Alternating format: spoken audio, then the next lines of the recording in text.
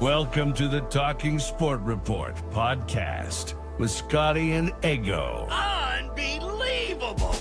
Welcome to the Talking Sport Report. This is episode number 11, and we're coming to you on the 13th of July. It is a Sunday night, just before 9 p.m. The NRL round has wrapped up, and we are getting ready for some of the biggest sporting stories. I'd have to introduce myself. I'm Eggo, and as always, my fantastic, beautiful, sexy even co-host, Scotty Too Hottie. How are you, sir? Mate, what a week it's been. What a week. Fair bit to go over. There is a lot. We've got the Origin aftermath. We're going to touch on Gallen and Sonny Bill Williams. Let's hope it's better than Origin 3. And then we're going to just touch on things that we've found interesting in the world of sport. There are so many little tidbits floating around the world of sport that we want to find interesting and talk about. We'll go to our famous comment club, and we end the show as always with Scotty's tip of the week. Spoiler alert, Scotty is down $2,000 of our money. So your $1,000 bet this week better be good. And you've promised me a guaranteed bounce back. So I'm looking forward to that. So end of the pod, you're going to get a guaranteed bounce back if you want to spend your $1,000 the same way Scotty's doing this week. But let's kick it off with Origin.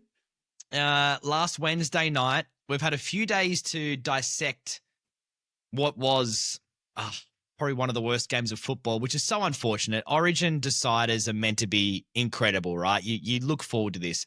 There was 80,256, and you probably say 75,000 of those people in there were New South Wales supporters to watch just a disgusting game of 24-12. I guess depending on which way you look at it. If you're a Queensland supporter, you're going, this is great. We'll take, what was it, 20 to something at halftime.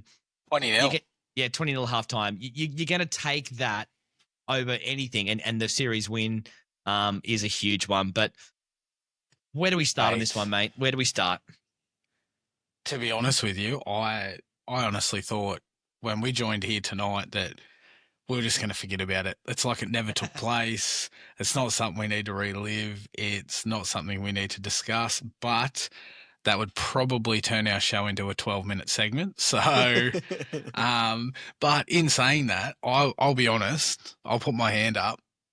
You heard it first. I only found out 2 minutes ago that we actually scored 12 points.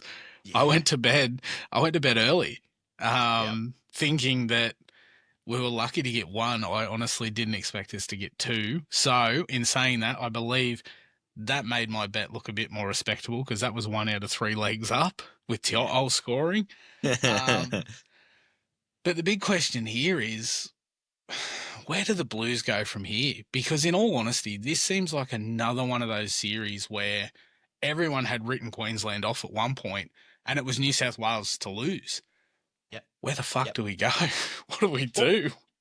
We were, and a lot of people were calling it. Going into game 2, there was clearly a passion for Queensland, right? They didn't want to have their pants. They had their pants pulled down in their home ground.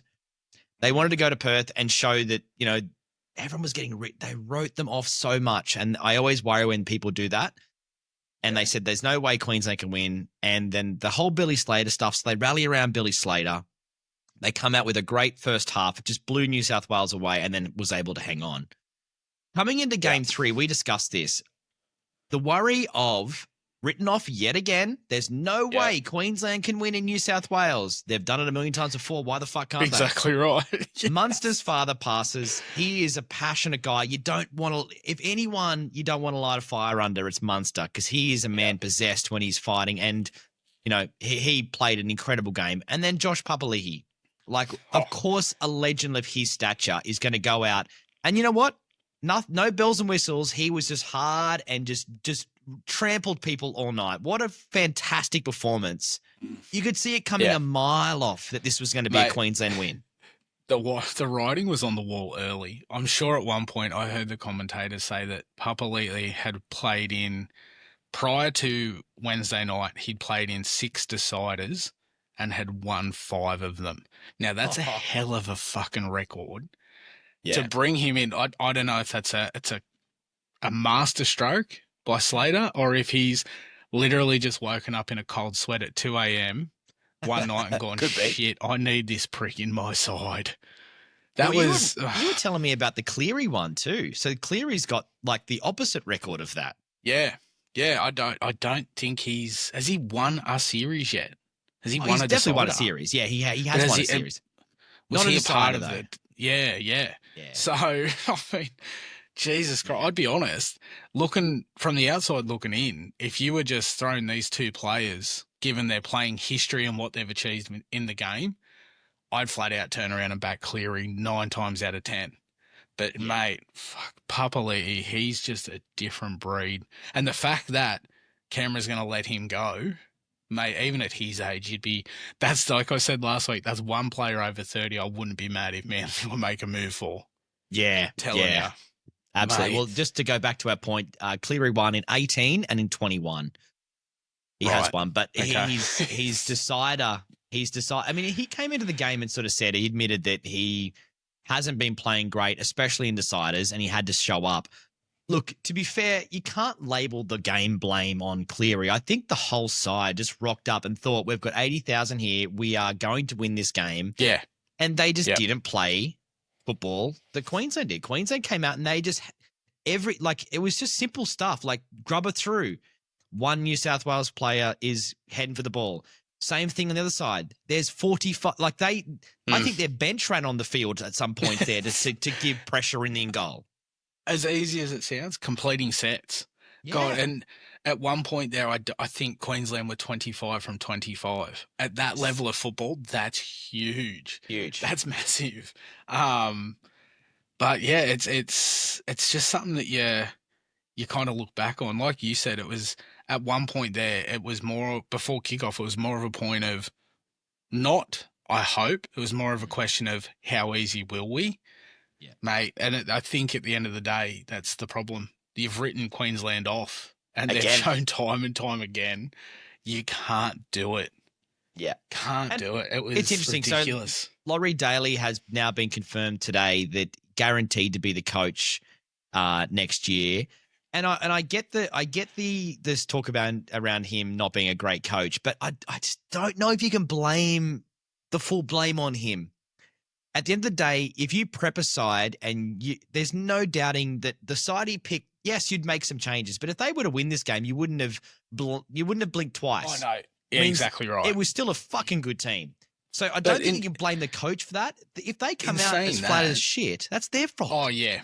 Yeah. But in saying that as well, you saw the press box in game one, the coaches that were sitting behind Laurie Daly. Exactly. He had some fucking success in that box. So and they're not going to sit by and just let him make dumb decisions. They're going to give him great advice. And he, I think it's a lot to do with they were so overwhelmingly favourite, and they're at home. They just thought it was a guarantee, and nothing's ever a guarantee in Origin, and it shits me. And you see guys like Andrew Johns on the broadcast on 9, and you can tell how pissed off he is and how much emotion he's got. I just wish some of our players could have that same emotion. But you found a really interesting article around the players that are most likely. Yeah.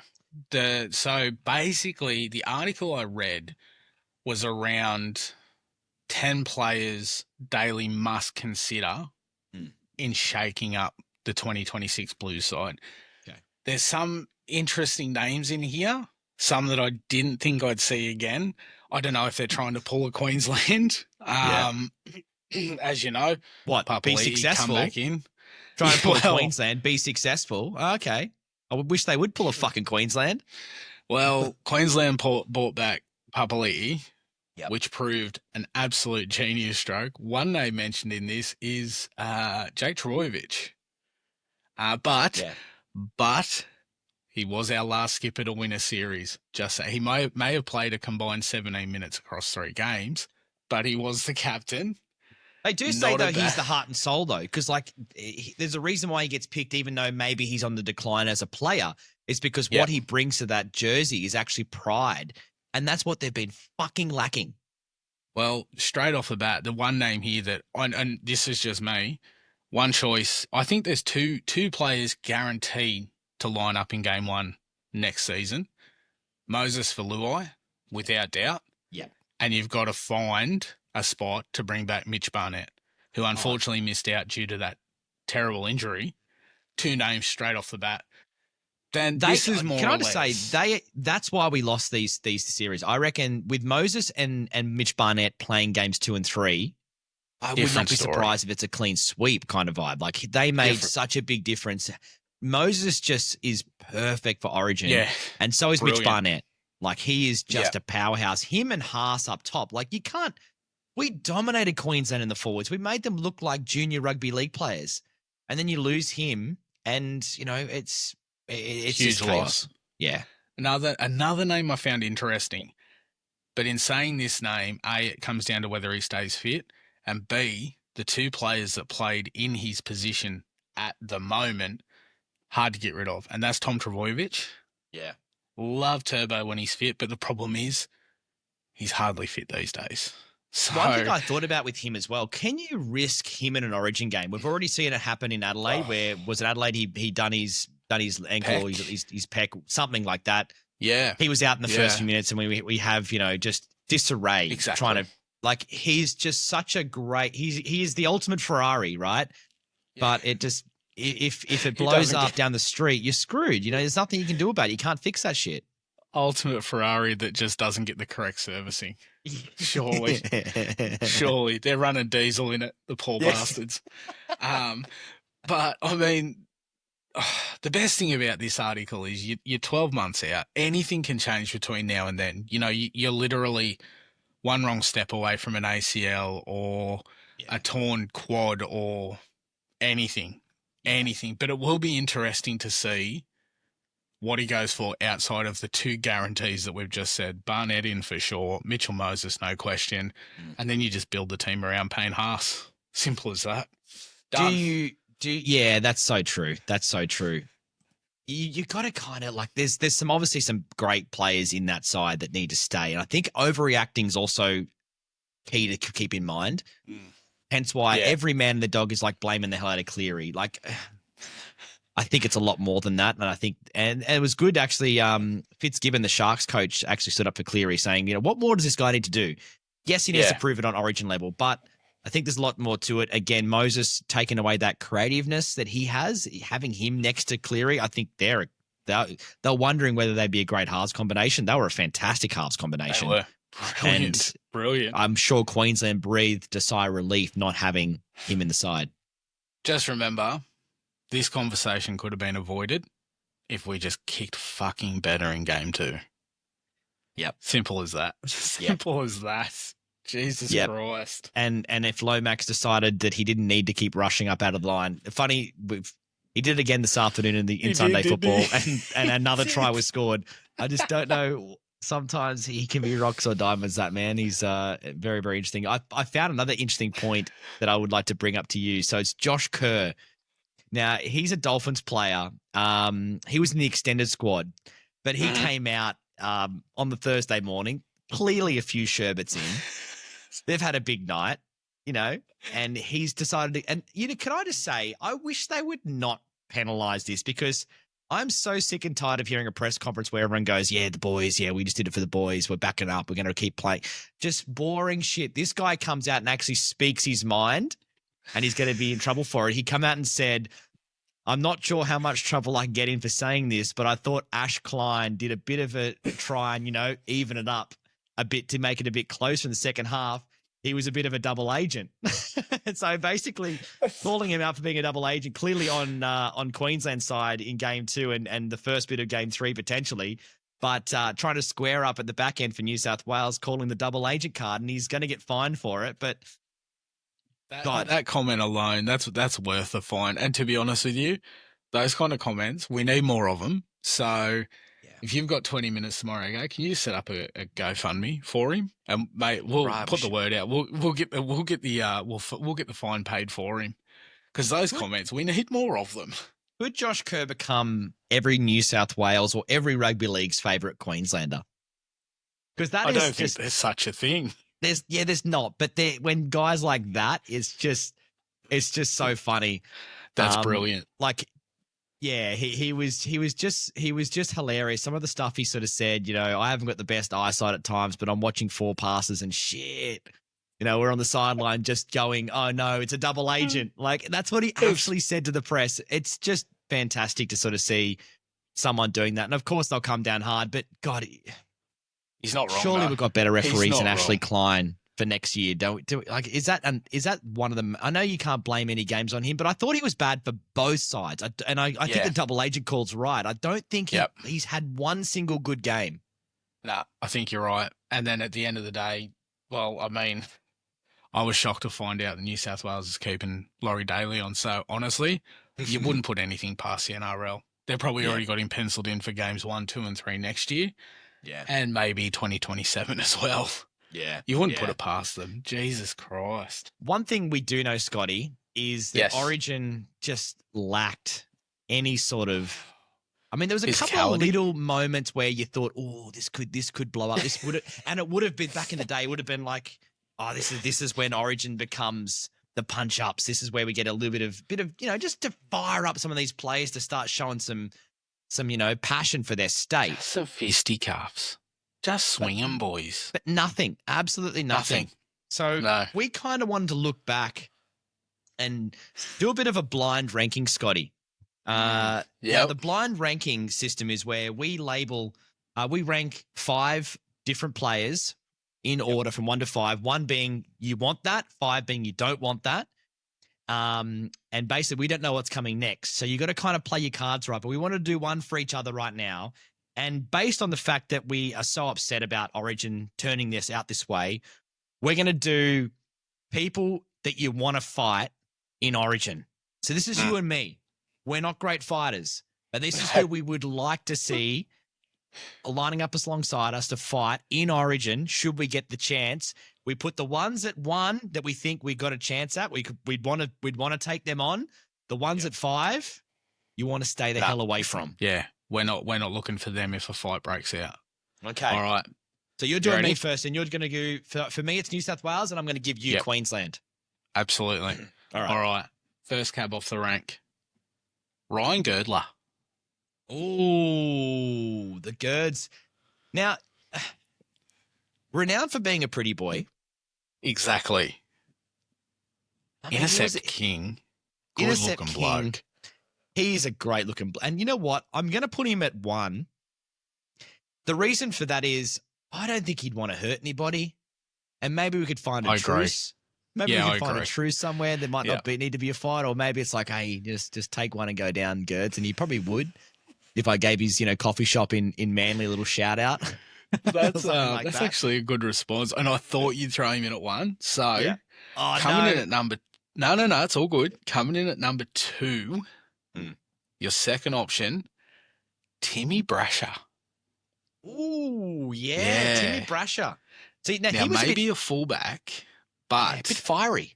Yes. Yeah, he's a bit fiery, and I don't know what's coming, but I kind of feel like knowing you're not going to hit me with a bunch of backs. There's going to be some big boppers in here, so I'm going to put Timmy Brasher at 2. Oof. I'm going 1, 2. Brasher. Yeah, because again, he was a little fullback. He wasn't massive. So again, if I'm going to back it in, I don't know what's coming next. So I'll take my chances with Gertz and Brasher just quietly. All right then. Now it gets a bit testing. Okay. Are you ready? I think you've started this list really well, and I like your process of going 1, 2. Are we going to go 3, 4, 5 in order? Maybe. The Chief, Paul Harrigan. Oh, see, big boy. Mm-hmm. Got long reach. Renowned for his rivalry with Spud Carroll. Yeah, I don't want to fight him because what I saw him put himself through on the field, that famous hit up from Manly when the Chief was injured and he says, I'm not going off, and if I am going off, I'm taking Carroll with me. Kick off to Carroll, I'm going to take him out. And he just launches himself at him like a missile. Knocks himself out. But what an incredibly brave thing to do in this kind of game. So he's at 5, and if I could put him at 6, I'd put him at 6. It's a good one, actually. Staying the fuck away from the Chief. Scares me. All right, then. Now, going for a real hard man this time. I hope you're ready for this. Are you ready? Yeah. Jeff Tuvey. The problem with Jeff Tuvey, you could punch him 45 times in the face. He just keep getting back up. So I'm actually glad. Safe to say. Yeah. Safe to say you're going to put him at 3, though. He's at 3. He's definitely at 3. Yeah. I think you've done well yet again, 2 weeks in a row, because your last choice is the man mentioned earlier. Yep. Paul Gallen. Oh, yeah. See, that's tough. And even in hindsight, knowing you know what? Now, Gallen would deserve to be at 5 because he actually is renowned for fighting. Exactly right. And he'd just punch the shit out of you, wouldn't he? Absolutely. But now I'm happy that Gallen's at 4. Keep him the hell away from 1 and 2 at least. Good list. You've That's done a very well. good list. All right, so I've got you for Queensland. So all right. I wanna kick it off with the man of the moment. He just was so good in game 3 and game 2. Cam Munster. Where are you going to chuck Cam Munster? Blind rating, 1 being you want to fight them, 5 being stay the hell away from me. You know what? I'm going to kick this off. I'm going to put Munster in at 2, only because I feel like you might come at me with someone a little bit easier. Yeah. But same thought process. You're going to come at me with some big scary bastards, I reckon. Speaking of big scary bastards, Josh Papali'i. 5. 5. Straight in. I am 100% like you.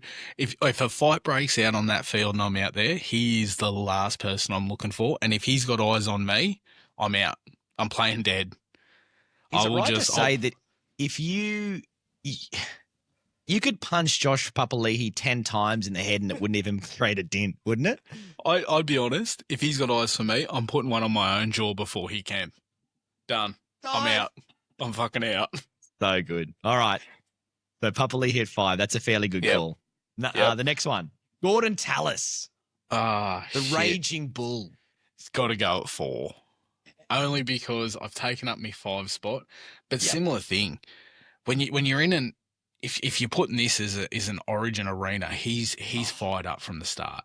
And batshit crazy in that arena. Yeah, an hour before kickoff, that guy's zoned in. He's ready to roll. He's probably sniffing something, glue or something to hype himself up. I don't know if that guy would feel a fist coming at him. So for that, he's only taking the 4 because 5's already taken. I like the theory of if you're sitting there in your seats and someone come up to you before the game and said, "Oh, you hear Gordon Tallis just killed someone," you'd go, "Oh, that sounds about right." Generally a good sign that he's fucking crazy. All right. The next one. So you've got 2 taken up, 5 and 4. Mal Meninga. I'm going to have to go.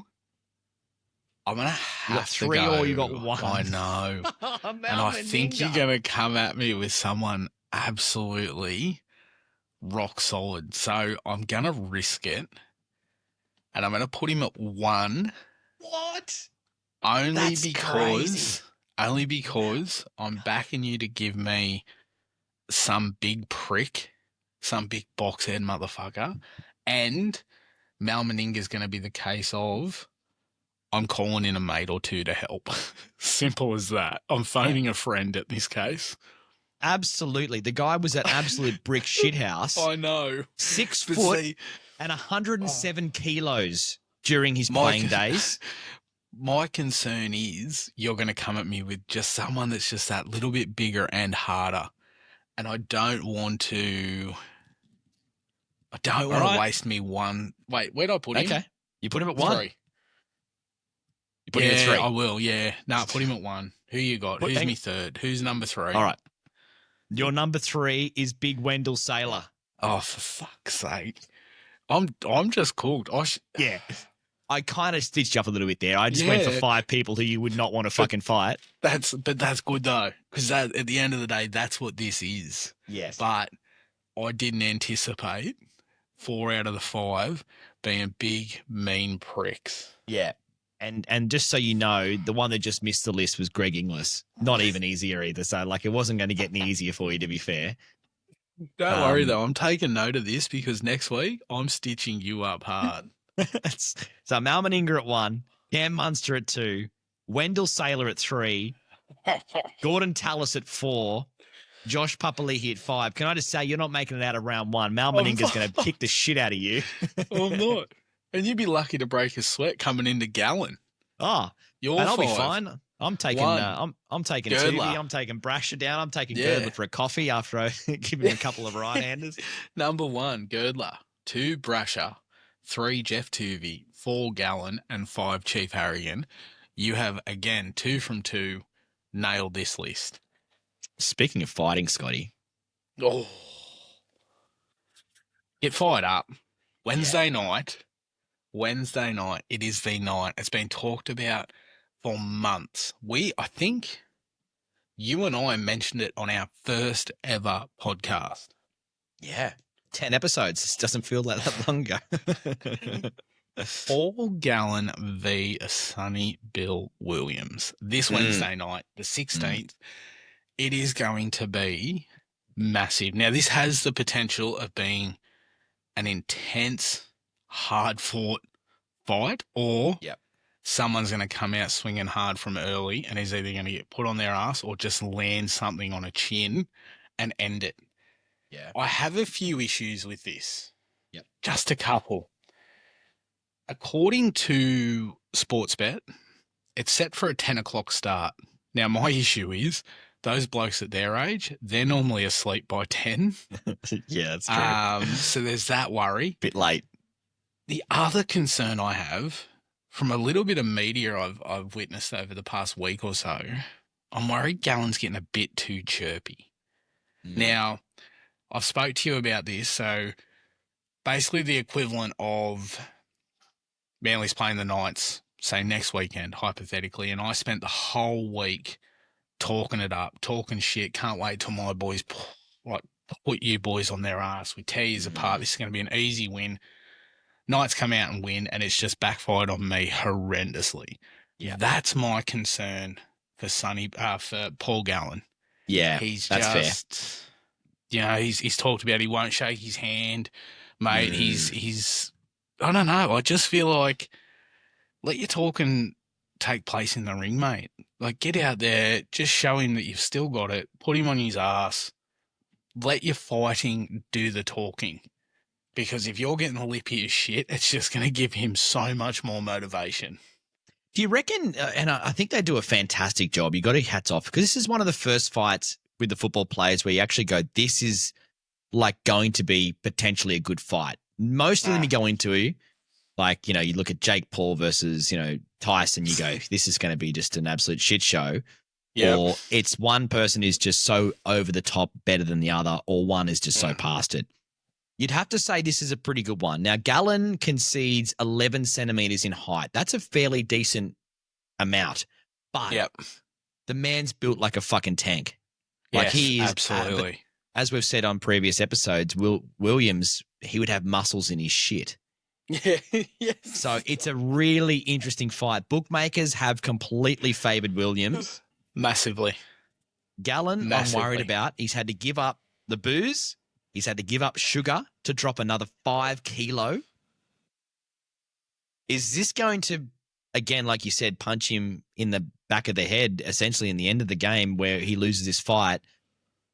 It just feels like there's a lot going against Gallen. But do you reckon they're actually doing this on, like, is this a talk up? Do you reckon at the end of the game, end of the fight, they're actually best mates? Or do you think there's actually a little bit of realness in this hate for each other? It's actually a good question. Because it's, you do see it, you see it amongst mates where, you're on the cricket field and you're having a dig at each other and it's all in good fun because you're having a beer afterwards. Yeah. That's a good question. I don't know. I think there's just too much in the shit that Gallen's been saying. Now, don't get me wrong.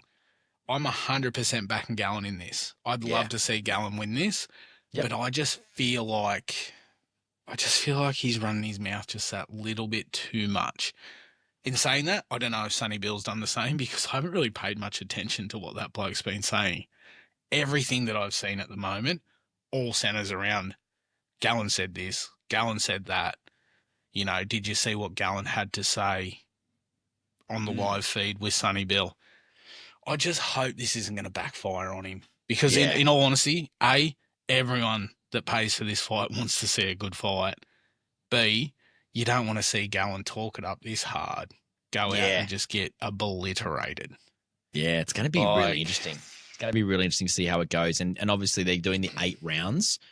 Yes. So it's going to be hopefully a good, like you kind of feel like, you know, Sonny will, to win this fight, Sonny will probably want to knock him out early. Gal can hang around. Gal has got stamina. It's interesting. Yep. They both haven't fought since 2022. Shit. So it's been a long time since either of them have been in the ring. Yeah. So Gallen beat the State of Origin rival Justin Hodges, and Williams was knocked out by Mark Hunt. So that's been his only loss. Williams lost to Hunt, and it was 9. So his record's 9-1. Don't forget, in 2020, Gallen beat Hunt. It was an ununanimous decision, but he did beat him. So it not that you want to use that as a barometer, because you know that's 5 years ago, and you know Williams is 39, Gallen's in his 40s, right? So 5 years ago, he's kind of in the shape that, or at least in the age demo that Sonny's in now. It's a different game 5 years on, right? See, but then I look at it in the premise of back in school, I wasn't picking on any prick that was older than me. I hope this is a similar setup. Yes. I really do. Do you think in the 8th round, if Gallen's getting the best of him, he'll pull his pants up over his head and give him a atomic wedgie? Just really get in this fucking, you want to diss the older man? I'll give you a diss the older man. Here's a wedgie, and then knocks him out. Can we see if that's on Sports Tab as a prediction? I'll have a look, but I'll be honest, there's not much on there at the moment in the form of a market. It's just head to head. So, and you called it, the bookies are heavily backing Sonny Bill. Yep. Mate, I'm looking forward to Sunday night more to talk about the aftermath of this fight. Yeah. Than tonight's talk about the aftermath of Origin. I'm not even going to lie. Let's make a prediction. A prediction each. All right. Where are you going? Who's winning? By what way and in what round? Gallen. He's going to knock him out in the 5th. Ooh. Yeah. Yep. Okay. I can see that happening. What do you got?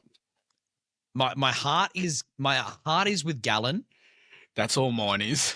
And you know what? I'm going to say this. I don't think Sonny Bill can knock out Gallen. Now, that could fly back in my face pretty quickly if he does knock him out. But Gallen just looks like one of those guys where you could just punch him for 7 or 8 rounds and he still would get up. So I reckon Gallen goes the distance with Sonny, and it's Gallen winning by unanimous decision after the 8th. I don't think there's a knockout here. Righto. All right, and it'll go the distance. That way we'll be talking, everyone will be at the pub until midnight, so that's going to be a fun one the next day. All right, those have been written down. We will touch back on these in a week. All right, let's move on to things that we found interesting. We want to run this as a new topic, a new fun little game we want to play where there are so many unique storylines floating around the world right now that rather than tackle one more story tonight, we're going to actually look at things that we have found interesting. So, Scotty, I'm going to kick it off. I found it interesting that no one can bat in the West Indies, probably this whole tour, but more importantly, with this ball, it's the English pink ball because it's a day-night test. So 200 might end up being an incredible score for the Aussies that they got in the first innings.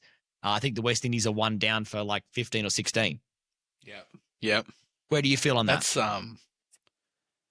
I tell you, it's. Well, I mean, look at the last couple of tests. You're right. We've managed, 200, 260, 250, something like that, but we've still come away with the win. Yeah.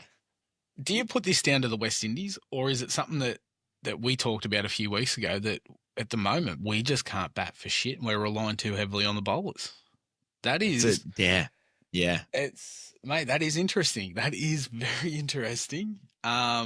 I'll be interested to see how our second innings goes, because if we fail to score 300 plus, there's going to be some questions asked.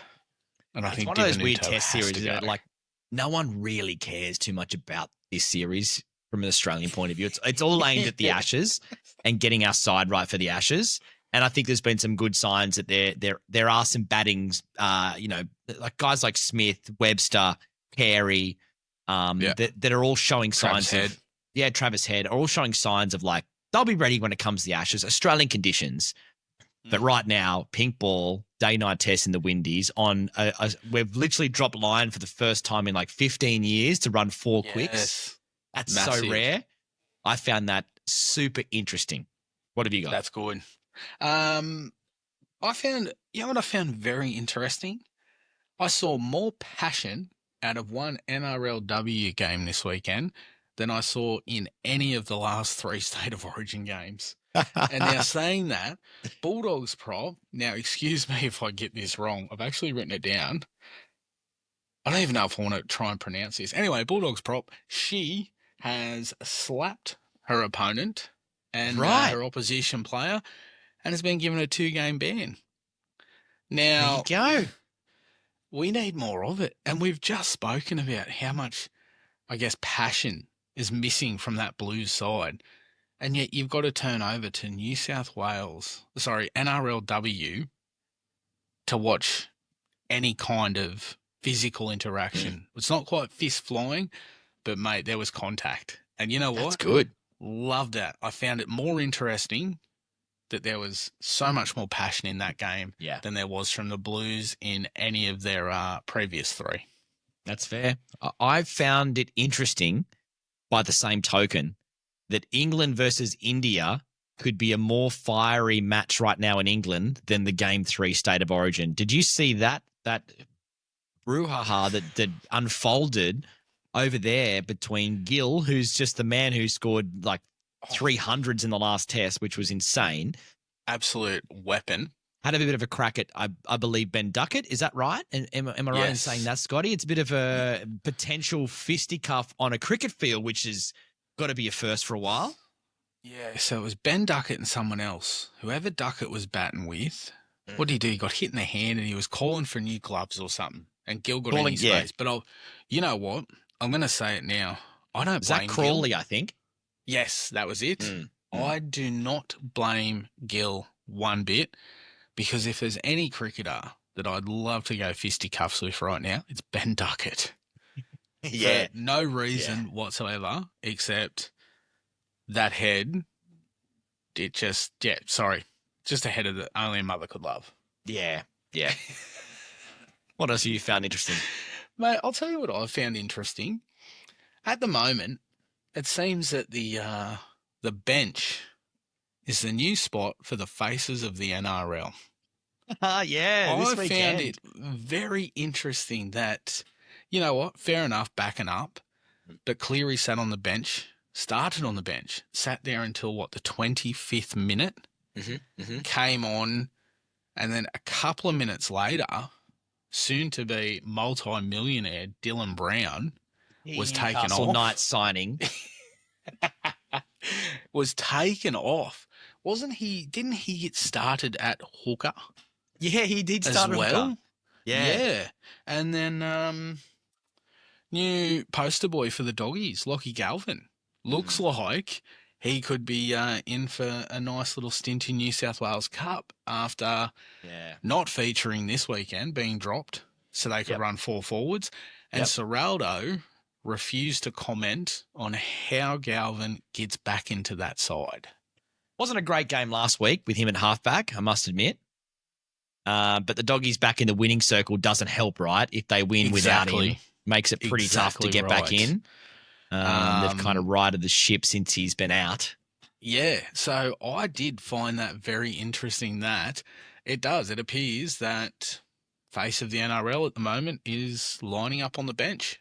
Yeah, essentially the 3 biggest noisemakers from a name and media attention all ended up on the bench this weekend. Exactly right. It's a very good Spot point. on.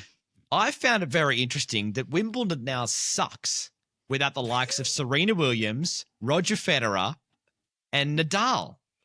Doesn't it just? I mean, this is a classic example of old man. Oh, back in my day, my superstars were so much better.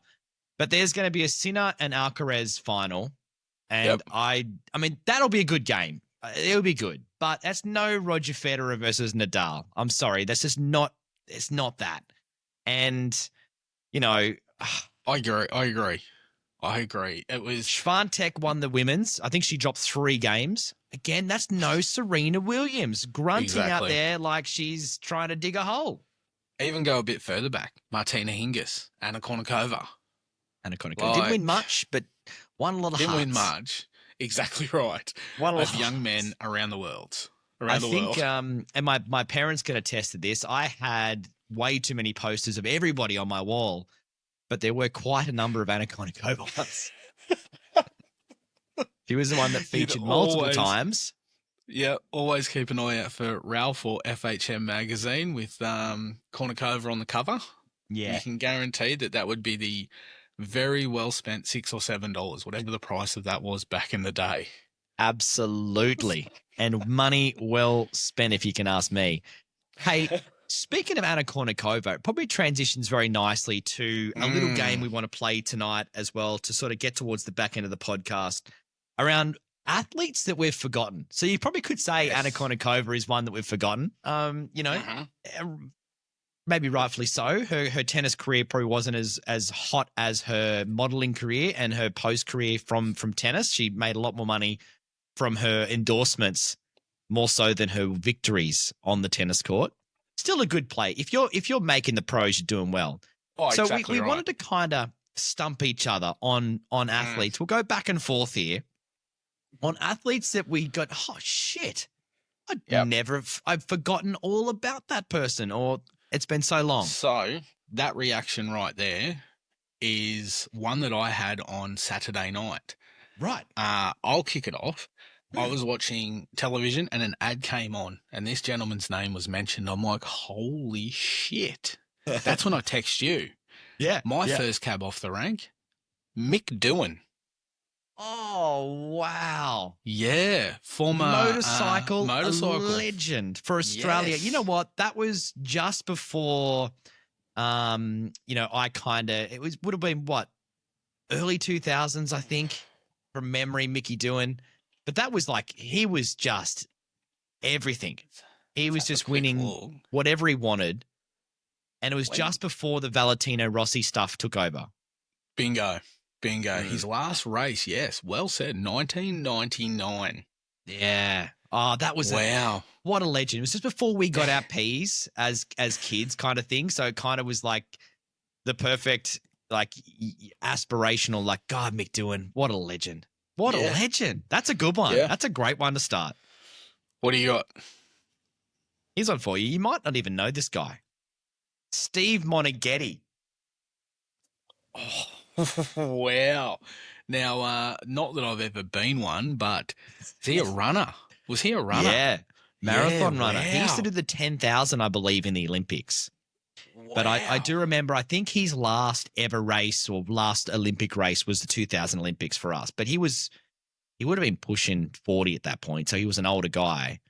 But he's currently 62. The reason why it popped into my head is I was on social media last week.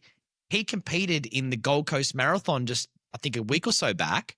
Holy shit. And he actually won. He was the fastest in his age group because he's now 62. So he was the fastest person in his age group. And I think he still finished like 20th in the entire field or something like that. But like, what an amazing effort at 60. I'm taking nothing away from that because he done the marathon. Yeah. But how many in his age group was he competing against? 3. No, I don't know. But you know what? 62. Marathon is the new thing, though. Marathon is a new thing. I feel like every man and their dog are doing a marathon these days. Except for this one. Yeah, that's true. And me too. Who you got? All right. Now, this one, there's a bit of a backstory as to why I brought this man up. Tony Lockett. Oh, plugger. Now, the only reason now, I'm going to put it to you. I had a bit of help with this from good friend of the show, James. Yep. I asked him and he hit me with plugger because he's, in his words, everyone congregated onto the middle of the field when he kicked the record-breaking goal. Yeah. But no one saw him after.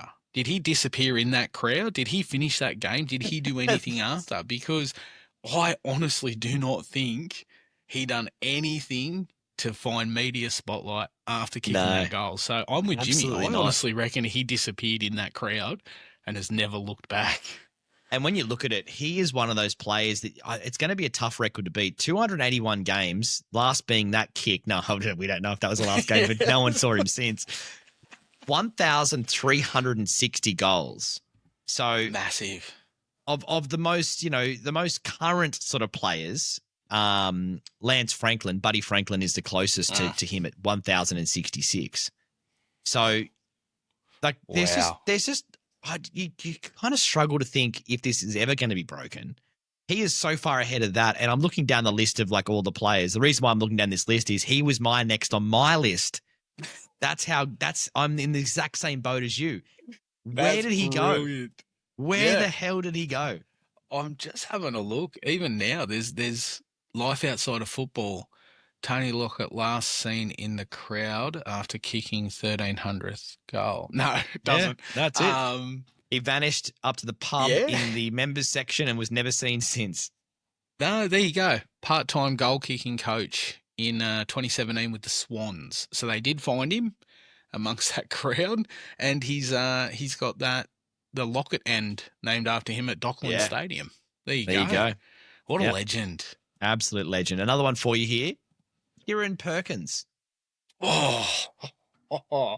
See, that's a good one because basically when we were growing up, everything was Thorpey. It was Thorpey this, Thorpey that, Michael Klim even. Yep. So Kieran Perkins is fantastic. That's a good one, actually. Because it was all about, he was the dominant 1,500-metre swimmer. Remember that first Olympics before Sydney, it was like almost like he was in another pool on his own. When the video footage was watching him swim, there was just no one near him. Yeah. And then Hackett came in and started to fight. Hackett. And that was the whole Perkins v. Hackett. Yeah. Wow. God, he was just a lovely guy as well. Like he was very, very modest. But Kieran Perkins, what a legendary swimmer. That's brilliant. All right, I'm coming at you with another one. I've got two more on my list. Mm-hmm. Second last one, Nova Peris Kneebone. Yes. Yeah. Now, I believe she was. I'm going to type this in because was she in the news recently? Because she's now divorced. So you're actually incorrect. Her name isn't Nova Peris Kneebone anymore. I think it's just Nova Peris. Yeah. Yeah. Well, there you go. That's the only reason why I thought of her recently because she was divorced. Well, and so there's no more. She hasn't got. She doesn't have a knee bone anymore. She's lost her knee bone. That's lost fantastic. A knee bone. All right. Well, I've dropped the ball on that one. There you go. She her son plays for Essendon. Oh, there you go. Yeah, going back to a different name tonight. Shin bone. It's connected to the knee bone. That's right. What a legend. Now, unfortunately, this man is no longer with us. But I thought, wow, I haven't thought about this guy for a while, and he was big in my childhood. Jonah Lomu. Oh, wow. Remember Jonah Lomu rugby on PlayStation? Do you know that game? So just in case you weren't aware, Rugby League has just released a new game on PlayStation. And it looks like it's from the same audio, same visual settings as that game back then. How have we not gotten better? You see FIFA and you're like, holy shit, I'm watching a real game here. Then you see Rugby League 24 or 25 and it looks still like it's in 1996. I was about to say this brand new NRL game, and I reckon Jonah Lomu Rugby had better visuals than this game ever will. Yeah, 100%. That's a good one, actually. Remember the Jonah Lomu fend? You'd put Jonah. You'd always pick the All Blacks and get Jonah Lomu, and you would just give him the ball, and then you would just spam fend, and he would just palm every single player out of the way, and you'd score every single time. That was what I loved about Jonah Lomu rugby. That is a good one because that's you've brought up Jonah Lomu, but it's also getting us reminiscent about that game. So that's a friggin' good one. Hats off for that one. Fitting because my last one's also a Kiwi. Tawira Nikau. Whoa. Yeah. Now that I have not even thought about him. Oh, that's Yeah. So, Tawira Nikau, former NRL player, actually had a few different clubs, if I'm not wrong. His son actually spent a year or two, I believe, playing for the Maitland Pumpkin Pickers. Oh, where we grew up towards Newcastle, Hunter Valley area. Absolutely. God's country, if it will. In their local rugby league competition. And just having a look, what is he doing now? Not too much. He has one leg. Right. I know that. Okay, well, that's interesting. I get it. That's interesting himself. Yeah, but no, he's not doing much. Poor guy lost his wife in 2001. Sorry about that, Tawira. Yeah. God, it's got dark all of a sudden. On. Yeah, it did. Last Sorry one about for that. you. Yep. The road dog, Jesse James. Oh. I can't believe you've gone WWE. Now. Why would we not? Now. And the hardest part was trying to work out which one of the 45 names I could have used. I went with the D-Generation X. Now, it may come as a shock to you, but I thought of this guy last week. Wow. Yeah. Why? So Masturbating. Twice. No,